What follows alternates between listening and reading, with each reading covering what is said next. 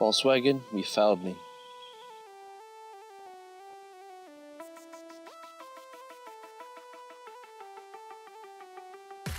I'm just going to have a little rant now about my experience buying a brand new Volkswagen Polo GTI. I purchased the car in December, and a month in, I start to hear some crunching sound in the gearbox.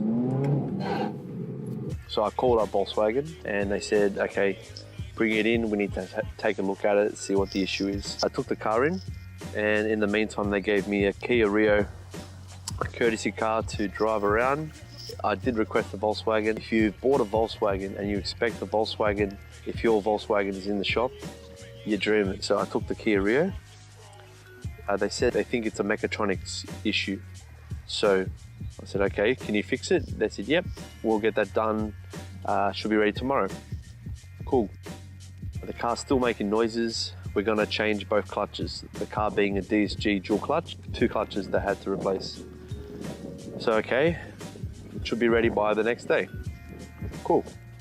The car's still not ready. We want to take it for a test drive, make sure that we fix the issue completely. So I gave them permission to test drive my car. Their senior service advisor took the car home, took it through M4 tolls, and just racked up some fines for me. Next day, they said that the car's still not ready. They told me that now they think it's a transmission issue. 3 weeks to source a new one. There's no gearboxes in stock anywhere in Sydney because it's such a common issue. Talking about is the DQ200.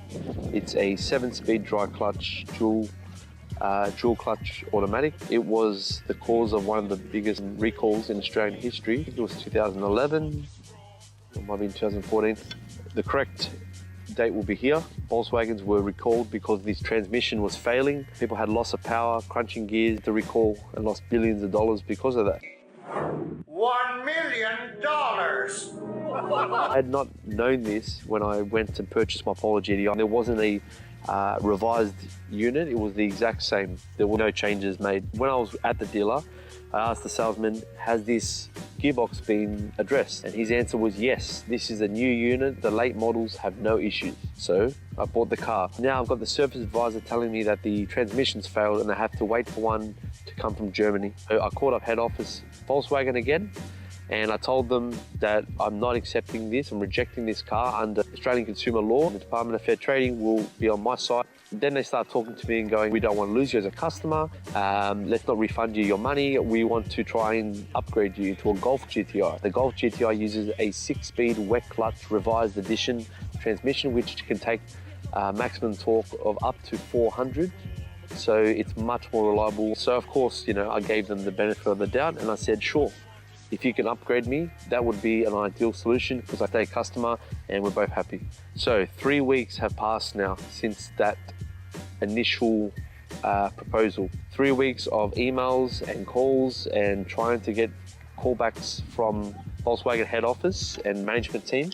Got a hold of a senior manager today, finally, and he's told me that they're unable to give me a Golf GTI.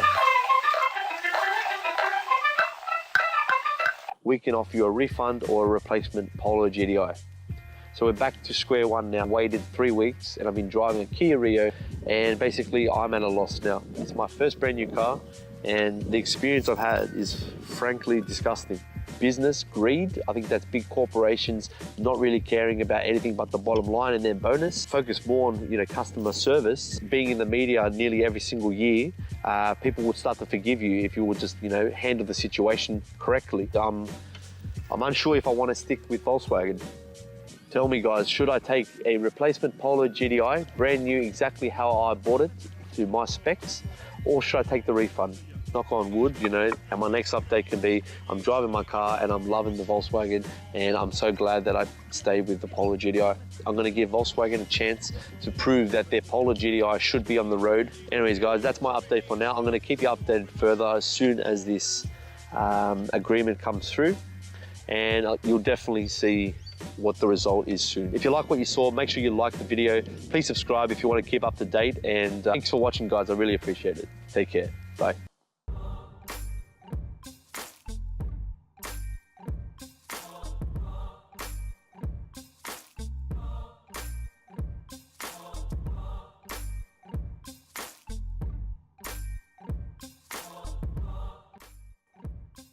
Okay, back in the Kia Rio because my Polo GTI is still at Volkswagen.